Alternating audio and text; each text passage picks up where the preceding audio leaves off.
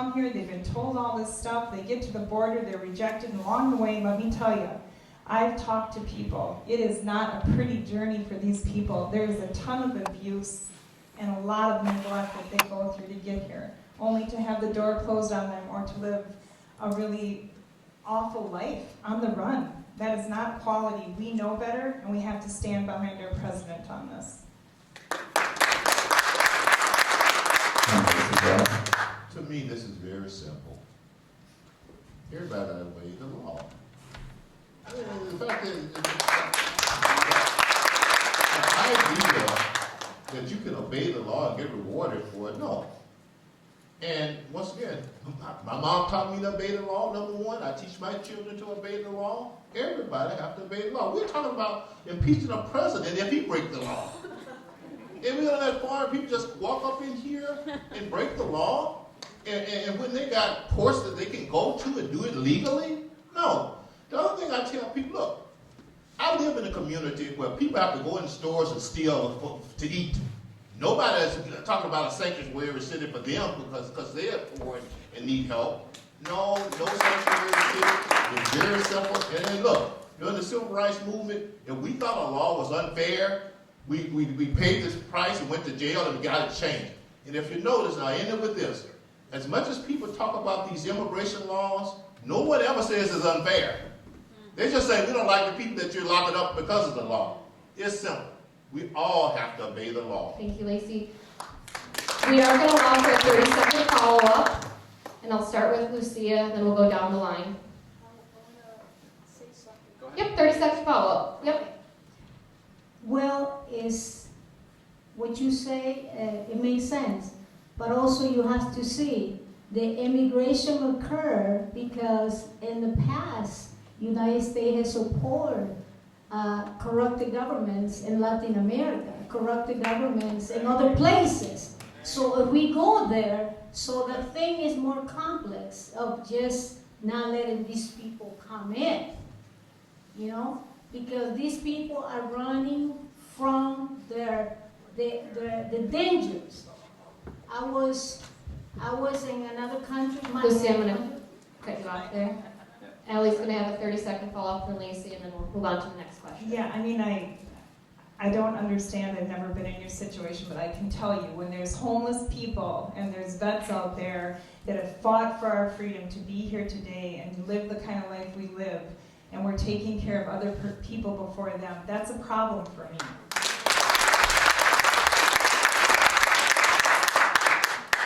We have no obligation to let everybody into this country who's having issues, number one. Number two, you go into the south side of Chicago. Anything that they're experiencing there, we're experiencing here. And nobody's talking about let them not obey the law and get away with it because of the situation that they're in. And so we shouldn't be doing that either. And so once again, the solution is go to legally. And by the way, a lot of times they're coming up through Mexico. Why not stay in Mexico? So, all right. Lacey, I'm sorry, that was a 30-second follow-up. We're going to move on to the next question. We're going to let Mitch make sure he's good. Our timer guy is most important. That's okay. You had one job.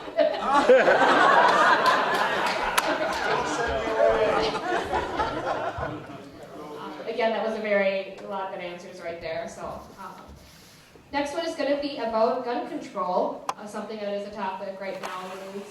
Most of the Democrat candidates are calling for gun confiscation and background checks. Do you protect the Second Amendment and how do you protect the Second Amendment while decreasing gun violence? Allie, I'll start with you. Oh boy, get me going here. First of all, the gun problem is not the guns, it's the people. This we know. I support the Second Amendment. Until you trust your government, do not give up your guns. We have a mental health issue. I believe it was 28 out of the 29 shootings that we had in the schools. They were fatherless children, and they were all on medication, all but one. What does that tell us, people? And again, it goes back to taking God out of the community, the fragmented family. Everybody's looking for an identity. People are working jobs, they're trying to make ends meet, they're trying to meet their own needs. It's no longer in that family unit. We need to put more value back into the family. That's me. Lacey, it's Well, I grew up in an environment where everybody had guns, at least 3 guns. They had a long rifle, they had a pistol, and grandma had a shotgun. And so, I know it's not the guns. We got a breakdown of the family. I mean, that's the main thing. And when you look at the data and statistics, I think out of the 101 mass killing I saw since 1982, only 3 involved assault rifles, number 1. The other thing is that we need to stop having a knee-jerk reaction to gun control. When you look at what happened down at the high school in Florida, it was really a mental patient, and in most of these cases, people know in these schools that their kids with problems. So why not look the school look inward and say let's start some clubs where the popular kids can reach out to these people we know we got problems and intervene rather than always wanting to take away guns. I believe in the Second Amendment, and I know guns are not the problem because I grew up in a gun culture and we did not kill each other. But we had God, we had strong families, and we had adults who looked after us. Thank you.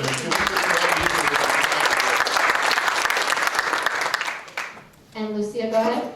I believe in the Second Amendment. I think people should have their own gun for their own protection, the protection of their families. And we have gun in our home, and we're not planning to give it away.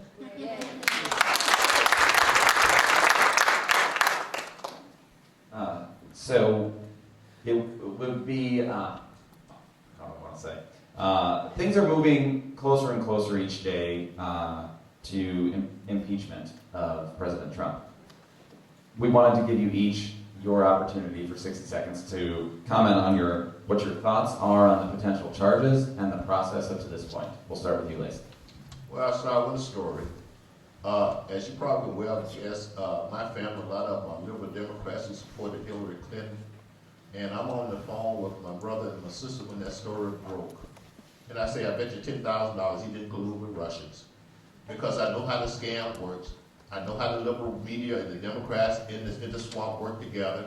And it doesn't take it hard to figure that out. I think this whole impeachment thing is a scam. It's trying to undo the election. It's disrespecting that. And the interesting thing about it, during the debate when they asked Trump would he accept the results, and he said, well, it depends. He was the worst scoundrel in the world for that answer. And now once they lose, they just spend the next 5 years, and if you notice, it's always moving. The goalpost is always moving. If they can't get one thing, it's another, because it didn't happen. They're sore losers. In fact, they're losers. And that's the way losers act. And I'm against it. And one last thing. It's really going to the foundation of our country where elections don't count. And they want to take election away out of the hands of voters. So we have to stop them. In fact, that's why this election is so important. We can't let them win by this silliness that they've been going on for the last 3 or 4 years. Thank you. I agree with everything you said. This is like a swamp exercise. What they're doing to our president is ridiculous. This Ukraine phone call, I mean, they have no proof and they're still going on. And guess whose money they're spending while they're doing it? And imagine what he could be getting done if they would get off his back. Stand behind him, guys, and keep him in prayer every single day. Thank you, Lucia. Impeachment is a hearsay accusations.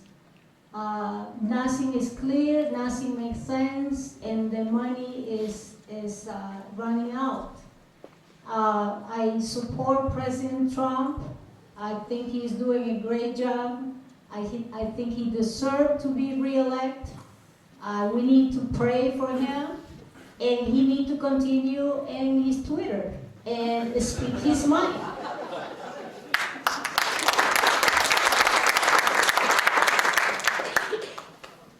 All right, so this next one, actually, are you able to put 2 minutes on the board? Just because we want this to be a little bit longer of an answer. Please tell us anything about your past you would like us to know. This could also be a chance for you to introduce yourself more.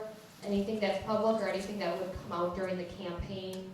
We will start with you, Lucia. So 2 minutes. Anything you would like the audience to know who may be the delegates who may be endorsing you next year? Can you repeat it again, All right. please? Please take 2 minutes to tell us anything that is in your past that we should know about, that is public information, or that may come out during the campaign. The people sitting in this audience are potential delegates for next year's endorsement convention, and also residents in CD5 who would vote for you in a primary. It'll be a 2-minute answer. Or you don't have to go 2 minutes, but. I said where I am from, things that I went through in my life, difficult times. Not perfect, and I can be better. And I hope you give me the opportunity to be part of this and even to win.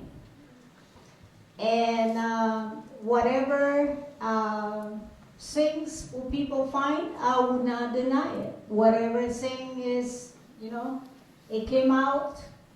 I don't think that I should be ashamed, and this is who I am, Lucia Bogo.